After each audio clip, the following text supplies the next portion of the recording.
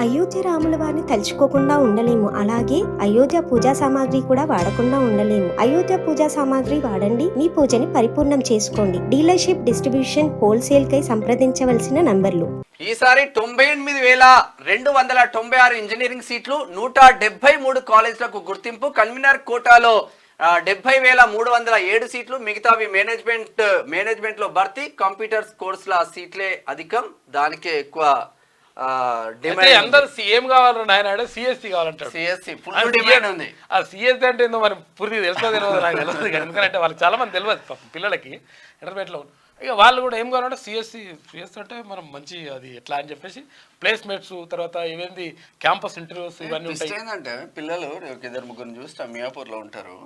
980 చిల్లర వచ్చింది. ఎంసెట్ లో లక్ష రాదు, మళ్ళీ ర్యాంక్ రాదు, లక్ష ర్యాంక్ వచ్చింది. అదే చెప్తాను నేను. ఫాదర్ కాల్ చేస్తుండే లక్షలలో వచ్చిందంటే, లక్షలలో వచ్చితే ఎక్కువ కాదు ఇది.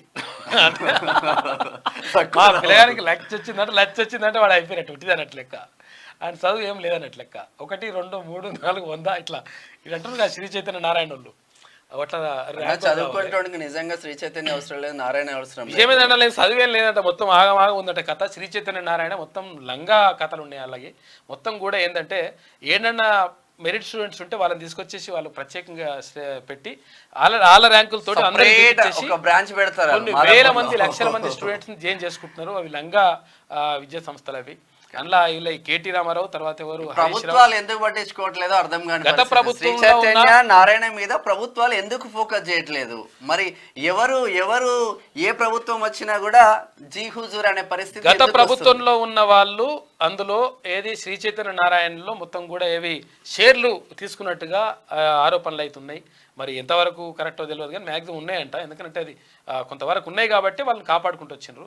మరి ఈ ప్రభుత్వం అయినా దానిపైన చర్యలు తీసుకుంటుందా, లేకపోతే మరి నారాయణ పక్కకు మంత్రి అయ్యింది కదా, మరి మేమేం చేస్తామని చెప్పి సపరేట్ చూడాలి. శ్రీ చైతన్య కాలేజ్ కో, నారాయణ కాలేజ్ కో, శ్రీ చైతన్య స్కూల్ కో, నారాయణ స్కూల్ కో ఎవరైనా పోయి మీకు పర్మిషన్ లేదు కదా అంటే వాళ్ళు ఏం చేస్తారంటే ఒకరికి ఇన్ఫార్మ్ చేస్తారు, ఒక కాంగ్రెస్ లీడర్. ఆ కాంగ్రెస్ లీడర్ వీళ్ళకి ఫోన్ చేస్తున్నారు. ఆ కథ ఏందో చూద్దాం తర్వాత. 100% దీనిపైన ఫోకస్ పెట్టుడే. మీ కథలేని ఎట్టి పరిస్థితులు నడవై. ఎందుకంటే రూల్స్ కు విరుద్ధంగా ఒక క్యాంపస్ పర్మిషన్ ఉంటది, క్యాంపస్ నడిపిస్తా ఉంటారు. వాడు చుట్టుపక్కల మొత్తం అన్ని ఏరియాలను నడిపిస్తుంటాడు. అదే పేరు చెప్పి ఆ నెంబరే వేస్తాడు. మళ్ళీ తర్వాత ప్రభుత్వంలో ఎవడైతే ఉన్నాడో వాళ్ళు ఫోన్ చేస్తా ఉన్నారు. చూద్దాం, అది అవన్నీ నడుస్తున్నాయి కథలు.